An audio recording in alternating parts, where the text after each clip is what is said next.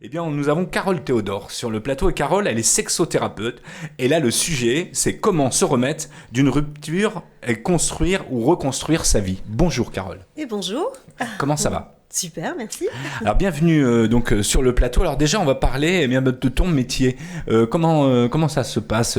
C'est quoi ton rôle exactement? Alors, moi, en tant que thérapeute, je reçois une clientèle en cabinet ou en consultation en ligne également, en visio notamment. Donc, je reçois des personnes qui viennent souvent en souffrance, donc liées à des troubles sexuels ou un mal-être général en fait qu'ils éprouvent dans leur vie. Voilà. Alors on parlait là en particulier parce qu'il y a plein de sujets à aborder, on le sait, mais là c'est comment se remettre d'une rupture pour reconstruire sa vie. Alors c'est vrai que quand on a un souci de cet ordre-là, surtout par les temps qui courent avec le confinement, ça pose quand même beaucoup de problèmes. Les gens savent plus trop comment exister en fait dans le couple et comment effectivement arriver à atteindre une entente en fonction des éléments perturbateurs autour et de toutes les angoisses de chacun, de travail, des enfants s'il y en a, etc., etc. Alors, qu'est-ce qu'on peut dire, par exemple, comment on peut se remettre d'une rupture amoureuse? Eh bien, en mangeant beaucoup de chocolat. Des chocolats d'Aline, chocolat corse. Non, on va s'apporter beaucoup de douceur évidemment. Y a tout un processus en fait pour se remettre d'une rupture amoureuse.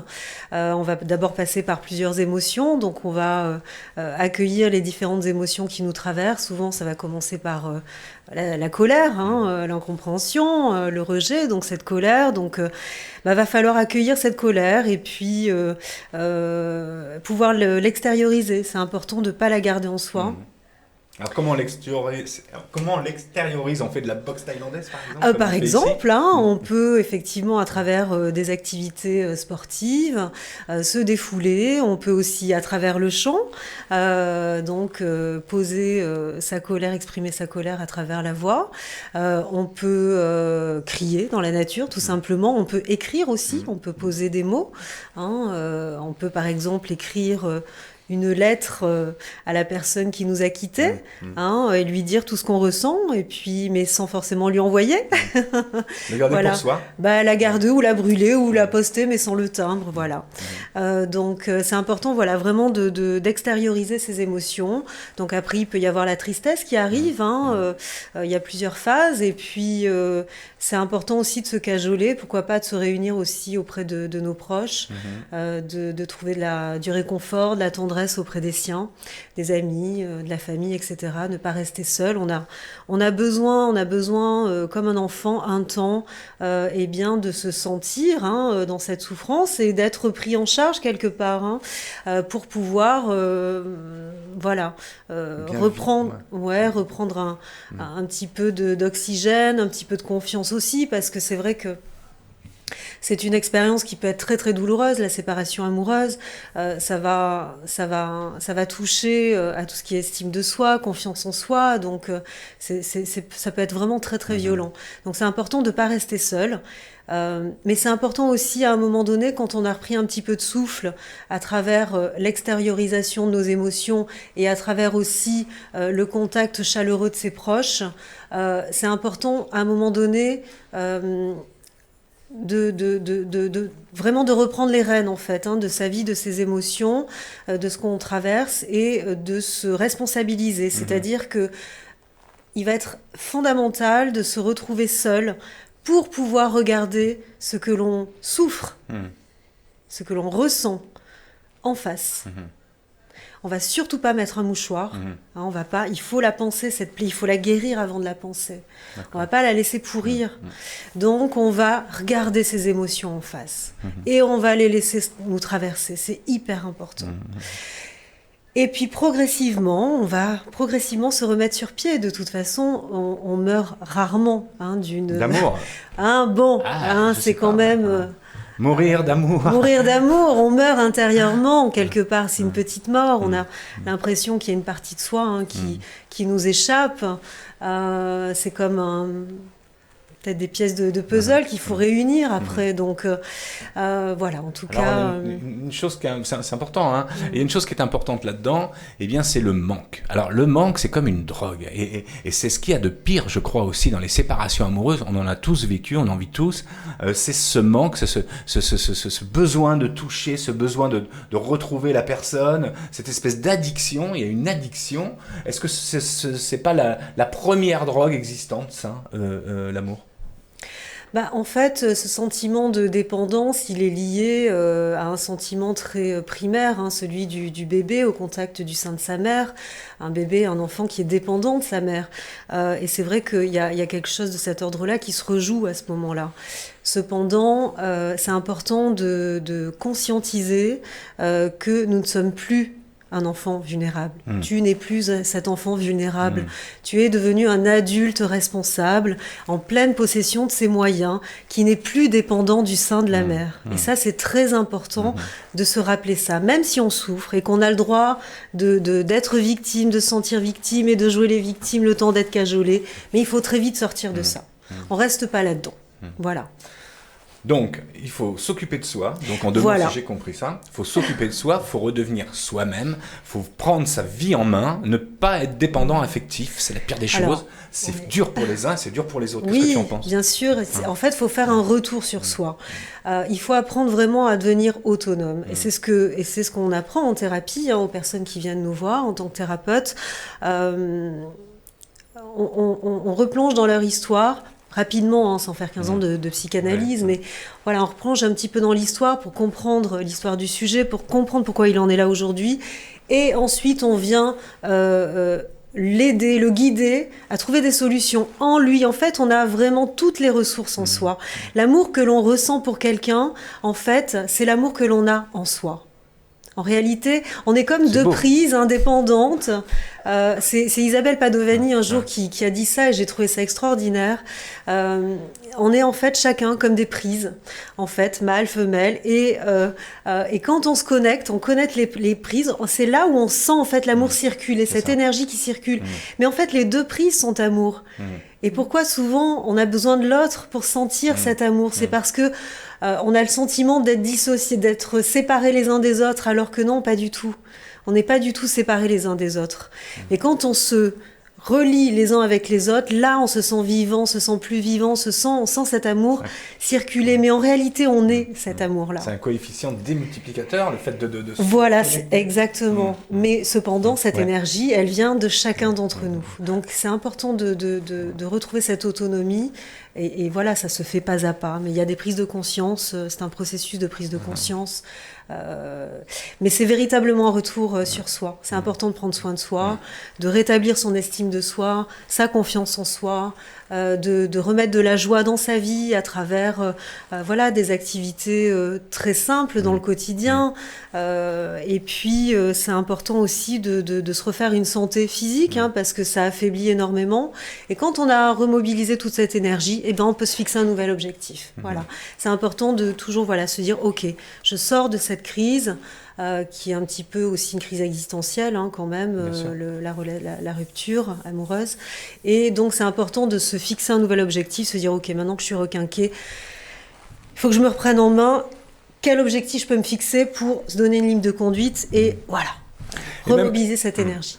Et même, je dirais même plus, même quand vous êtes en couple, il faut le faire pour éviter cette rupture. Parce que c'est un petit peu ça, en fait, qu'il faut anticiper. On parlait tout à l'heure de 60 000 rebonds avec des faillites, hein, je fais pas de parallèle, mais vaut mieux anticiper pour éviter que ça arrive. Parce que, effectivement, c'est tout un travail en amont et c'est pour ça qu'aussi, le sexothérapeute est important en amont, pendant la relation, comme le coach bois, pour créer cette espèce de fusion. On n'attend pas d'être au fond du seau pour consulter. Hein, c'est ça. C'est-à-dire que si déjà vous vous sentez faible et puis avec une mauvaise communication dans le couple, eh bien, allez voir des personnes qui peuvent vous conseiller pour savoir les choses qu'il ne faut pas faire. Parce que l'émotion, c'est très bien l'émotion, mais si on parle sur le coup de l'émotion, on n'est plus opérationnel dans la communication. Voilà, effectivement, il y a, en tant que thérapeute, on vous apprend à gérer vos émotions, on vous donne des techniques pratico-pratiques à utiliser au quotidien qui vous permettent de devenir véritablement autonome. Ça, c'est important. Soyez vous-même, mais soyez fort aussi dans ces moments-là. Et surtout, comme tu le disais aussi, important, la famille est très importante vous n'êtes aussi pas seul. D'être entouré. Et ça, c'est capital. Nous sommes des êtres sociable. On a besoin de... Qu'est-ce qu'on peut dire sur le rapport homme-femme? Alors, on dit les hommes fonctionnent pas de la même manière que les femmes. Alors, comment on doit aborder ça dans un couple, dans la communication dans un couple? Alors, je dirais que les couples communiquent, mais souvent on communique mal. Il y a une mauvaise qualité en fait dans la communication, et c'est là le problème. Parce qu'on communique de plein de façons. Il n'y a pas que le verbal, on connaît la communication non verbale.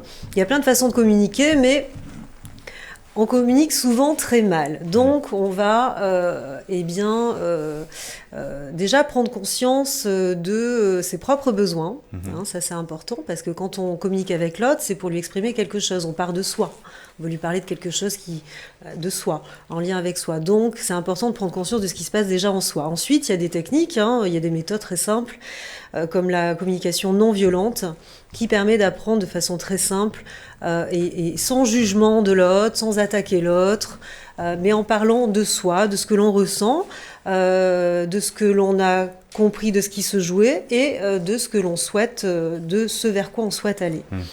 Donc il y a une co-création, on n'est plus en lutte l'un contre l'autre, mais voilà, on revient dans une entité de co-création, et là voilà, on remet de l'harmonie, on remet certaine sérénité et de la joie. Rien n'est jamais perdu.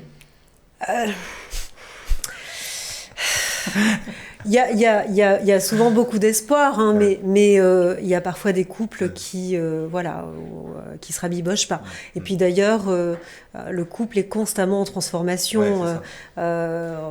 Quand les couples vous demandent, c'est plus comme avant, on aimerait être comme avant, se retrouver comme avant, comme dans les débuts. Non, on peut pas. Vous êtes vous-même en individuel d'autres personnes à chaque instant. Donc le couple aussi, c'est une troisième entité qui évolue aussi. Donc on peut pas vivre avec la nostalgie de retrouver un couple ancien, c'est pas possible, et puis c'est pas naturel en réalité. Donc on reconstruit un nouveau couple en réalité. On part sur de nouvelles bases. C'est le désir, en fait, faut être désiré, c'est le désir permanent de l'un vers l'autre, c'est-à-dire que se faire désirer aussi, c'est important ça. Ah oui, c'est important, évidemment, c'est important pour soi, c'est important pour l'autre, c'est important pour le couple. Le désir, c'est un moteur important du couple. C'est le feu, c'est l'énergie qui vient faire vivre le couple. D'ailleurs, on parle pas que dans le désir que de désir sexuel. Le désir, c'est avant tout une pulsion de vie, une énergie qui nous permet, de nous lever le matin avec entrain, avec désir de vivre, de créer, de co-créer, d'aimer, c'est cet élan de vie. Et c'est important de conserver cet élan de vie dans le couple, et pour ça c'est bien d'avoir chacun son espace aussi, pouvoir se retrouver, se séparer entre guillemets un temps pour mieux se retrouver, avoir ses activités propres, ramener une énergie de l'extérieur à l'intérieur du couple, c'est très important, parce qu'à un moment donné, sinon c'est comme dans un bocal, on manque d'oxygène, on s'étouffe quoi. Et il y a une chose qui tue le couple, c'est la routine, évidemment. Ça, faut faire de l'anti-routine. Comment ça se passe? Alors, qu'est-ce qu'on doit provoquer? Quel est le jeu qui doit être mis en place pour faire en sorte que la vie soit pétillante du jour, du matin au soir, et faire en sorte que les gens se disent, tiens, demain on va vivre une nouvelle aventure? Eh bien, c'est en lien avec le désir, ce dont on vient de parler en fait, et ça commence dès le matin au réveil. Nous, les femmes, c'est vrai qu'on a, comme vous, les hommes, mais on a besoin de toutes ces petites attentions, de ces gestes, de toutes les attentions qui peuvent être très agréables et qui vont susciter notre désir sexuel. Ensuite, vous voyez. Donc donc c'est entretenir en fait ce désir, se surprendre, essayer en tout cas du mieux que l'on peut d'offrir le meilleur de soi. C'est pour ça que c'est important d'avoir des temps pour soi, où on va se retrouver soi, on va reprendre un peu d'oxygène pour pouvoir amener un oxygène frais, une énergie fraîche au sein de l'entité du couple. Il faut se lâcher un peu la grappe de temps en temps. Oui, c'est important, c'est important, c'est très important. Il ne suffit pas de le dire, il faut le faire, et surtout s'appliquer à se projeter aussi sur des choses ensemble, sur des projets avancer, parce que c'est pas seulement la famille, c'est pas seulement le boulot, c'est aussi qu'est-ce qu'on fait tous les deux. Bien sûr, oui, il y a l'intimité du couple, évidemment, et ça a été un sujet assez épineux pendant les confinements. C'est ça. Mais effectivement, on a quand même toujours une possibilité de s'échapper un petit peu à travers un footing, une petite sortie sportive, si on peut voir, si on a des collègues de travail, des amis au boulot. Il faut essayer de conserver, malgré cette période que l'on vit là, qui est assez difficile, de conserver des moments pour soi. C'est fondamental, c'est essentiel. Qu'est-ce qu'il y a d'autre comme forme de tue-l'amour, par exemple? La jalousie? Oui, la jalousie, le langage, les attitudes au quotidien, la façon de se comporter avec Des soi, chaussettes sans avec pas l'autre. rangées, des trucs comme ça? Oui, les reproches, effectivement. On en connaît tous. Il y en a plein. C'est ça. En fait, ce qui va être un tue-l'amour pour toi peut ne pas l'être ou pour peu toi. pour moi, en fait. Ça, c'est propre à chacun aussi. C'est d'où l'importance de se parler vrai, en fait. En vrai. En vrai, Chez vous. Merci, Carole, d'avoir justement reparlé de tout ça. Alors, évidemment, si vous voulez bien vous entendre, communiquez au mieux, le mieux possible. Là, donc, merci beaucoup, Carole, d'être venue sur le plateau. Merci. Florence.